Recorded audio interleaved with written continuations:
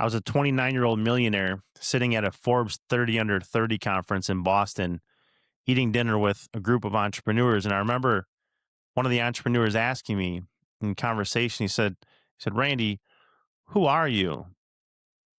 And I told him, I said, I'm a business owner. I own a logistics company. We move freight all over the country. He said, yeah, I understand that, but who are you?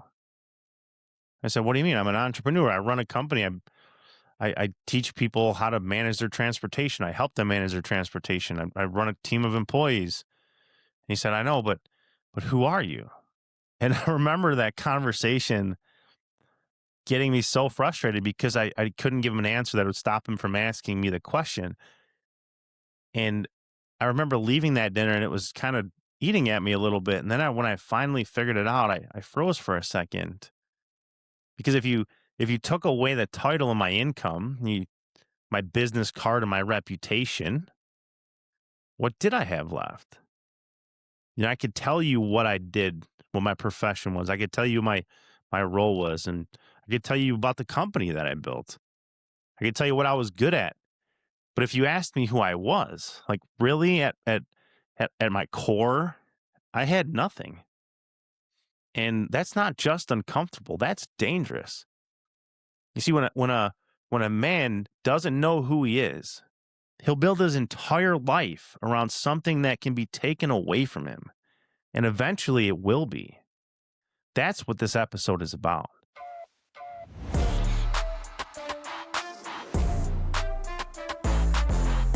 Life isn't what happens to us. It's what we make together. I'm your host, Randy Vlasic, and welcome to Life is What We Make It, built on 5 pillars: identity, vision, people, mastery, and momentum. Now let's get into it. Welcome back to Life is What We Make It. I'm Randy. And if you're new here, welcome to the show. If you've been with me since episode 1, thank you for coming back. We're building something here. I don't take this lightly, okay? Let me give you a quick recap on what we've covered so far. In episode 1, we laid the foundation. I talked about the 5 pillars. I talked about identity and vision, and people and mastery and momentum. That's the framework that this entire show is built on. Now, episode 2, I got real with you, like real with you. Cried a little bit, all right? And that's not a bad thing. I think as men, we need to be able to share our emotions because you can't just bottle that stuff up. I told you about my breakdown, the drinking, the getting hacked, losing my team, almost losing my marriage. That wasn't easy stuff to share, but I wanted you to know where these pillars came from and what I had been through and why this is even a thing, you know? They didn't come from a whiteboard. They came from the wreckage of my life. And so today I want to go a little bit deeper. Today's the first full pillar episode, and I will cover the next few pillars as these episodes go on. We got some great guests already lined up that I can't wait to get on the show. But today we're going to cover the first pillar, and that's where everything starts. It's identity. Not identity like a brand, not identity like a bio on LinkedIn. I'm talking about the thing underneath all of that. The thing that either holds you together when life falls apart, or the thing that collapses because it really was never real to begin with. And I want to make a quick distinction here because it took me way too long to figure this out, but there's a real difference between identity and a reputation. Reputation is what other people think about you, right? It's built on the perception and the performance and the results. Reputation's like your highlight reel on social media. It's the version of you that it shows up, right? It's the version that people compliment when you see them because they've been watching you on social media. Reputation can be managed and it can even be manufactured. We see that all the time today on social media, especially with AI. It can look like an incredible world on the outside, but on the inside, though, everything can be completely falling apart, but you would never know. Identity is different. It's who you are when no one is watching. It's who you are when the money runs out or or the business fails, when the divorce happens, right? When your wife looks at you and you can see in her eyes that maybe she just not sure if she trusts you anymore. Maybe you look in the mirror and you don't recognize the man that's staring back at you because things have changed in your life. That's identity. And here's the truth. Most of us spend our entire lives building a reputation. We want to put the good things out in social media to show the world that we're succeeding. But we're ignoring our identity. I did for years. I was so good at performing that I didn't even know I was doing it. I could walk into any room and I could turn it on. I could talk business. I could close deals, bill report. But the second I was alone, I had nothing. I had no peace or clarity. I had no sense of who I actually was underneath all the hustle. And I know I'm not the only one, because it's not just a personal issue. This is an actual epidemic. There's research from UC San Francisco, and they found that entrepreneurs are 50% more likely to report mental health conditions than a general population. 50%. Higher rates of depression, anxiety, and ADHD. And here's the part that gets me. Only about 23% of founders actually seek help. That means the vast majority are suffering in silence. They're performing on the outside and drowning on the inside. That was me. Producing results, closing deals, making moves, and completely lost on the inside because I had confused my reputation for my identity from the beginning. And nobody taught me any different. And when my reputation took a hit, there was nothing underneath to hold me up. Let me take this a step further, because it's not just reputation that tricks us, it's success. We live in a culture that tells men, especially, that your value comes from what you produce, that your worth comes from what you earn. Your identity is your output. That was me. Think about that. When you meet somebody new, what's the first thing that they ask you? What do you do? Not who you are, not what do you care about, or it's what do you do? Because in our world, doing equals being. And if you're not doing enough, you're not being enough. I lived that way for a long time. My identity was my job title. I was a business owner, entrepreneur that owned a logistics company. My identity was a revenue number. It was a profit number. It was an income number. It was how many people that worked for me, how many deals I closed, how impressive my profile was. But on paper, it looked great. On the inside, I was running on fumes. And then COVID happens, right? I get laid off. All of that was stripped away from me in a single second. I talked about this in episode 2, and I want to go just a little bit deeper here, because when I lost that job, I didn't just lose the income, I lost me. I lost the version of myself I had built my entire adult life around. I was an entrepreneur that owned a logistics company. I didn't have that anymore. Now, without that, I didn't know how to function. I didn't know how to introduce myself. I didn't know what I was worth. I didn't know who I was. And that's the trap, right? When your identity is built on success, every failure becomes an identity crisis. Every setback, that roller coaster ride, the ups and downs of being an entrepreneur, it becomes personal. Every slow season makes you question if you're going to make it, whether you matter. The research backs this up. A study published by Johns Hopkins found that nearly 1 in 10 U.S. adults reported experiencing a mental health crisis in the past year. And the rates were highest among young adults, ages 18 to 29. at over 15%. These aren't people who are lazy or weak. These are people who are carrying weight. They were never designed to carry alone. And for me specifically, it goes even deeper. Research in occupational health has consistently shown men who tie their self-worth to their role as a provider and a protector experience worse mental health outcomes. When that role gets threatened, whether through job loss, illness, or failure, men don't just feel stressed. They experience a full crisis of identity. That's not a character flaw. That's what happens when you build on the wrong foundation. Here's what I've learned. When your identity is shaky, you start wearing masks, and you don't even realize that you're doing it. There's the mask of a strong provider, the guy who never breaks, the guy who's always got it figured out. Everyone comes to him because he's the rock. But underneath that mask, he's exhausted. He's lonely. He can't even tell his wife what he's going through because he's been performing strength for so long. That vulnerability feels like failure. He can't open up. He can't emotionally relax. There's the mask of a hustler.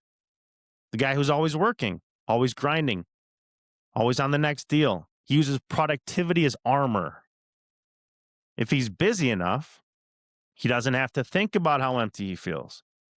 If he makes enough money, he doesn't have to admit that his marriage is struggling or that his kids barely know him. There's a mask of the provider, the guy who measures his worth by his bank account. He tells himself that if he just makes a little bit more, everything will be okay. His family will be happy. His wife will respect him. His kids will be proud of him. But money doesn't fix what's broken inside. I know that from experience. I wore all three of those masks. All three. Sometimes all at once. And they worked for a while. You know, they got me through meetings and social events and family gatherings. But they didn't get me through the dark nights. They didn't get me through the moment my wife looked at me and said she didn't know who I was anymore. They didn't get me through the moment that I looked at myself and realized she was right. When she told me that I wasn't confident, that I wasn't stepping up as a leader, and I agreed with her. The masks keep people comfortable around you, but they keep you a stranger to yourself. And here's what nobody warns you about. The longer you wear the mask, the harder it is to take it off. Because at some point you forget that there's a face underneath that mask. You start to believe the mask is you. The performance becomes your personality. The hustle becomes your heartbeat. And when someone tries to get close to you, like really close, they can't. Because they're not reaching you. They're reaching the character that you've created and that you live your life by. My wife tried to reach me for years. She asked me how I was doing. I'd say I'm fine. She asked me what was wrong. I would say nothing. She'd try to have a real conversation and I'd redirect it back to business or the kids or something safe. Because I didn't know how to be honest about what I was really feeling. I didn't even know what I was feeling. The mask had been on so long, I couldn't tell the difference between the real me and the performance. And that almost cost me my marriage. Not because my wife didn't love me. It was because she couldn't find me, the person that I was. It wasn't Randy. And I was right there in the room with her, but I was invisible, hidden behind years of performing. She deserved better than that. My kids deserved better than that. I deserved better than that. So if you're listening and you know you've been wearing a mask, hear me. I'm not judging you. wore one for over a decade. But I'm telling you that the mask will eventually cost you the things that you care about the most. It always does, because you can't have real intimacy with a mask on. You can't have real friendship with a mask on. You can't have real peace with a mask on. At some point, it has to come off. And it's so terrifying. But it's also the beginning of freedom. I've told you about Martin Rowan, the stranger God used to change my direction. I've told you about going back to church. I told you about Jamie Winship's book, Living Fearless. Those were all pieces of the puzzle. But I want to tell you the specific moment that broke something open in me. It wasn't dramatic. There was no like special lightning bolt or an altar call. It was a Tuesday. I was reading that book and I came across this idea that it kind of rocked me a little bit. The idea is this: when you have a false identity and a true identity, your false identity is the one that's built on fear, right? It's built on performance, built on what people think about you. It's built on what you've achieved or failed at. And your true identity, that's the one that's given to you by God. The one that existed before you ever earned a dollar or closed a deal or impressed anyone. And I remember putting the book down and just sitting there, because the first time in my life, I asked myself the real question, not what am I good at? Not what do people need from me, but who did God create me to be? And the answer that came, it wasn't a title, it wasn't a role, and it wasn't an income or a revenue number. The answer was something I didn't even have language for at the time. It was peace, it was belonging. It was this overwhelming sense that my value wasn't attached to my performance. That I was loved before I ever produced anything. That I mattered before I ever built anything. And man, I'm telling you that changed everything for me, because once you believe that, fear starts losing its grip on your mind,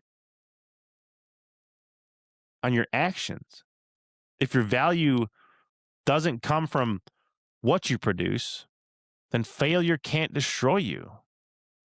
If your identity isn't your reputation, then what everybody thinks about you in this world can't control you. Right? If your worth isn't tied to your bank account or how much money you make, when you have a bad season, it doesn't break you. That's what identity in God does. It gives you a foundation that can't be taken away. Not by the market or a layoff or a hack, not by your worst day. Now, let me be honest. Finding my identity, it didn't fix everything overnight. I didn't wake up the next day with a perfect marriage or a thriving business or zero problems. That's not how this works. It's not a one-time decision. It's a daily practice. It's something that you have to fight for. It's because the world, it's going to try to pull you back into old patterns every single day. And I fought that every single day. And there were times that I did fall back into bad patterns. There's times that I still do. But we have to realize that, and we have to keep working towards that. I have to every single day. Your phone's going to tell you that you're not doing enough. Social media is going to show you someone who's ahead of you. A deal's it's going to fall through. Your first thought's going to be, maybe I'm not cut out for this. Your wife's going to have a bad day and you're going to feel like you're failing her. Your kid is going to act out and you're going to question everything about yourself as a father. And in those moments, you have a choice. You can go back to the mask or you can go back to performing. You can numb it, you can hustle harder, drink, scroll, you can avoid it. Or you can accept the truth. Who did God say I am? What is my true identity? And does this situation change that? And the answer is always no. Your identity is not what happens to you. Your identity is who you are through what happens to you. And that's the difference between a man who's breaking and a man who bends but stays rooted. Now, I want to do an identity check-in with you, okay? I want to get practical because I don't just want to inspire you. I want to give you something that you can actually use in your daily life, something that I've used in my daily life. So just do a quick identity check-in. And you can do this today. You can do this every single week. I still do it all the time. Step 1 is write down how you've been introducing yourself lately. Not just your name. How do you describe yourself? What do you lead with? Do you lead with your job or do you lead with your title, your role? Pay attention to that. Because whatever you're leading with is probably what you've built your identity around. Step 2 is to ask yourself this question. If everything I've built was taken away tomorrow, who would I be? If the business closed, if my money dried up, my title was gone, or what if my reputation crumbled? What would be left? If the answer scares you, that's not a bad thing. That's the starting point. That's where the real work begins. And step 3 is to write a new identity statement, not a goal, not a to-do list, a statement about who you are. And I want it to have nothing to do with what you produce. So here's mine. I'll share it with you. I am a man of God. I am a husband. I'm a father. I'm a builder. I'm someone who helps others become who they're supposed to be. That's not about revenue. That's not about followers. It's not about performance. That's who I am when everything else gets stripped away. And step 4 is read that statement every morning for the next 30 days. Before you check your phone, before you check your email, before you look at your bank account, read it. Say it out loud. Tell everybody. Let it sink in. Because identity isn't just something you discover once. It's something you remind yourself of daily, especially on the hard days. I know faith isn't everybody's thing, okay? That's okay. I'm not here to preach at you and push something on you that you're not ready for. It's all right. That's not what this show is about. But I'd be lying to you if I didn't tell you that faith is definitely the reason I'm still standing. Period. Because when I tried to build my identity on my business, the business collapsed. When I tried to build my identity on the performance, I burnt out. When I tried to build my identity on other people's opinions, I became a slave to approval. Every single thing I tried to anchor my identity to eventually failed me, except God.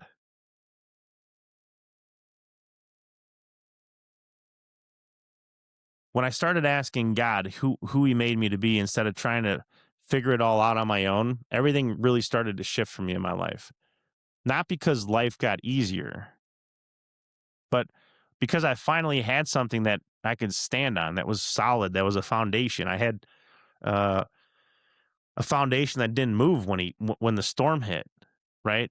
I think that's what a lot of men are missing today. Not information.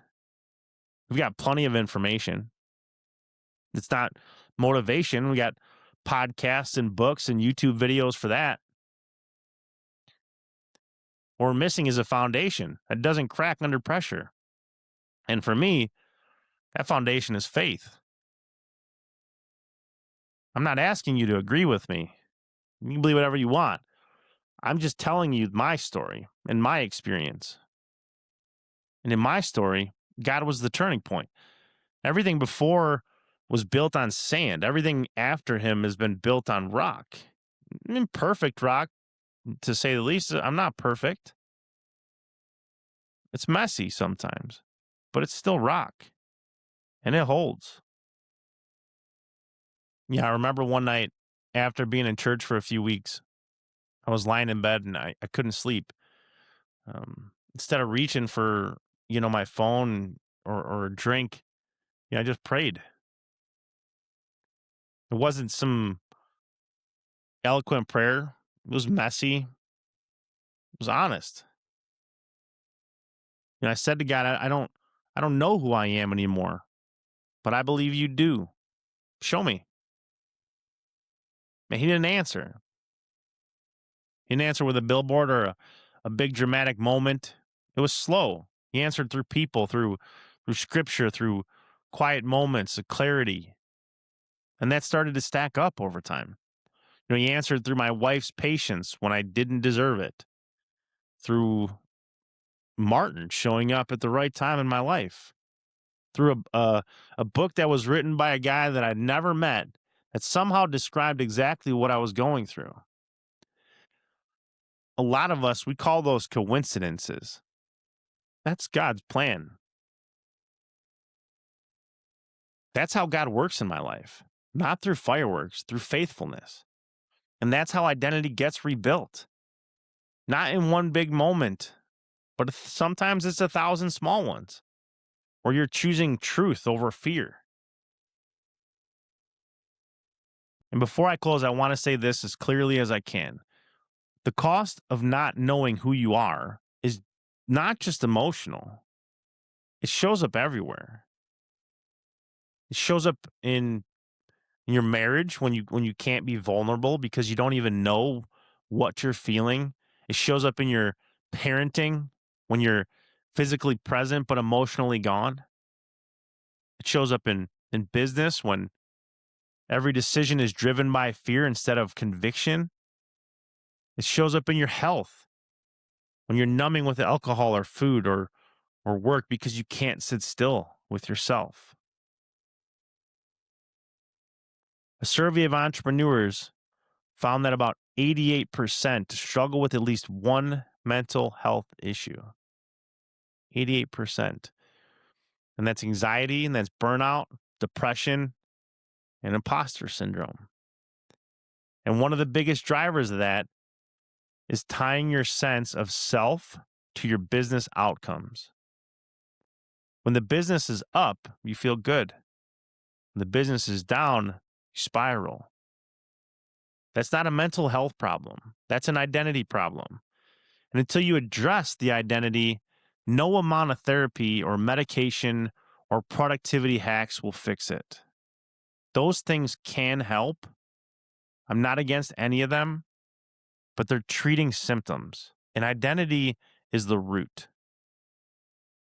And I say this as someone who's been medicated, who's been in counseling, who's tried every self-help strategy you could imagine. The thing that actually changed me, knowing who I was. Not what I did, who I was. So here's where I leave you today.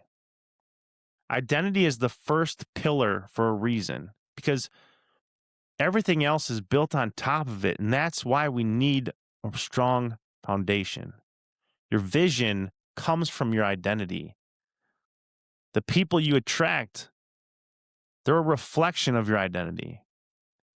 Your ability to master your craft comes from the confidence that identity gives you. And momentum. Momentum only works when the foundation is solid. If your identity is built on sand, it doesn't matter how fast you're moving. Eventually, it all comes down.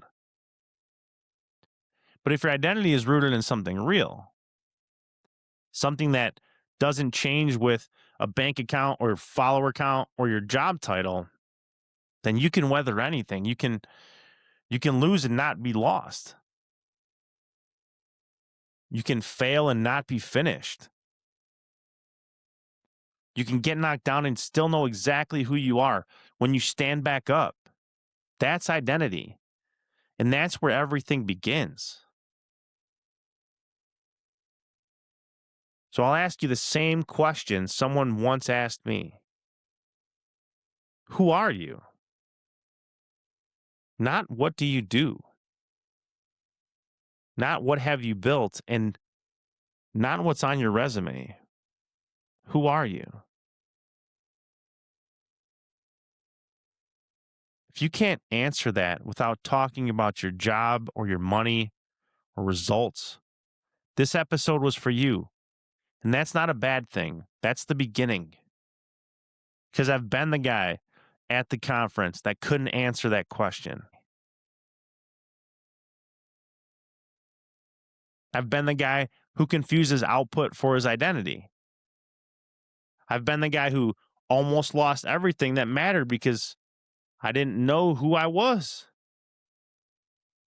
And I'm telling you right now, from the other side of that, the answer is there. It's waiting for you. But you have to be willing to take the mask off. You have to be willing to stop performing long enough to hear the truth. And the truth is this: you're not what you do. You are not what you earn. And you are not what people say about you. You are who God says you are. And that's enough. It's always been enough. If this hits you, share it. Send it to one person, a brother, a friend, a business partner, somebody who needs to hear this. Because this movement grows one honest conversation at a time. I can't do this by myself. In the next episode, we're going into pillar 2, vision. Because once you know who you are, the next question is, where are you going? And most people don't actually have an answer to that. This is life is what we make it. I'll see you in episode 4.